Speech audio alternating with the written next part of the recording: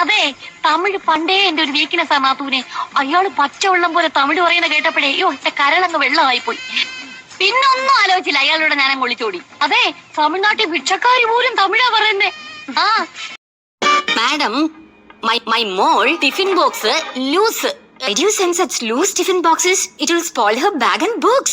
ഇവള് ഒരു നടക്ക് പോണ ലക്ഷണം ഇല്ലല്ലോ. See, wasting time is over. I have a meeting to attend to. Anything more? Yes, നിന്റെ അമ്മായിയമ്മ പെറ്റു. കൊച്ചിന് പേരിട്ടു ടിന്റുമോൻ. പോരെ. എന്താ പറഞ്ഞേ? അപ്പൊ തള്ളക്ക് വിളിച്ച മലയാളം പറയാൻ അറിയാല്ലേ? എന്റെ കൊച്ചു ദിവസവും ക്ലാസ്സിൽ കൊണ്ടുവരണ ചോറ്റു പാത്രവും വെള്ളം കൊണ്ടുവരണ കുപ്പിയും കൊണ്ട് കളയണമെന്ന്. അത് അവിടെ ക്ലാസ് ടീച്ചറിനോടൊന്ന് പറഞ്ഞാ മതി കേട്ടാ. അവിടെ കുഞ്ഞമ്മയുടെ ഒരു ഇംഗ്ലീഷ്. ഏതൊരു പാവപ്പെട്ട തൊഴിലാളിയോടും സ്വന്തം സഹോദരങ്ങളോടെന്ന പോലെ സമഭാവനയോട് പെരുമാറാനാണ് ബിന്ദുവിനെ ഞാൻ ശ്രമിച്ചിട്ടുള്ളത്. എന്തിനെ ഇറങ്ങിയിരിക്കണം? എന്റെ അച്ഛന്റെ കുത്തുവളക്കൂടെ കത്തിച്ച് വെച്ചിരിക്കണം. വെള്ളത്തൊന്നും എന്റെ അച്ഛന്റെ വകയാണ് വെള്ളം കൂട്ടാ വൈപ്പ്. എന്നൊന്നും എഴുതിയില്ലല്ലോ. അണ്ണന് നല്ല മെമ്മറിയാ. ഒരു വീഡിയോ ക്യാമറ കൊണ്ടുവരായിരുന്നു. ഒന്നും മറന്നുപോകാതെ എന്നെ തന്നെ കണ്ടുകൊണ്ട് എഴുതി എടുക്കായിരുന്നല്ലേ. ഞാൻ 5 പേരെ പ്രേമിച്ചിട്ടുണ്ട്. SSLC 2, pre degree 2, നാട്ടിലൊന്നും. ഒരു ക്രിസ്ത്യാനി, ഒരു മുസ്ലിം, 3 ഹിന്ദുക്കളും.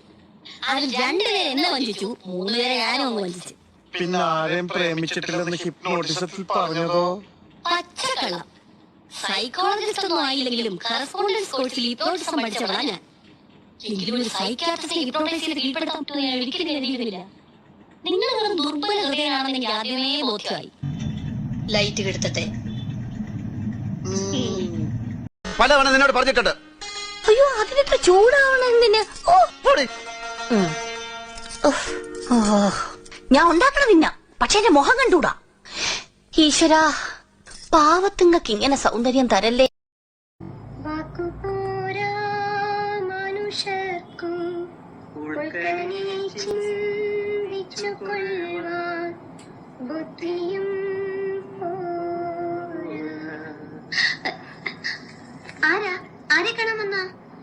അങ്ങനെ ചോദിച്ചാൽ ഇപ്പൊ എനിക്ക് തോന്നുന്നു ഈ ഉടുപ്പും ഇതിട്ടിരിക്കുന്ന ഞാനും ദേ ഈ നിമിഷത്തിന് വേണ്ടിയല്ലേ ഇത്രയും നാൾ കാത്തിരുന്നതെന്ന്.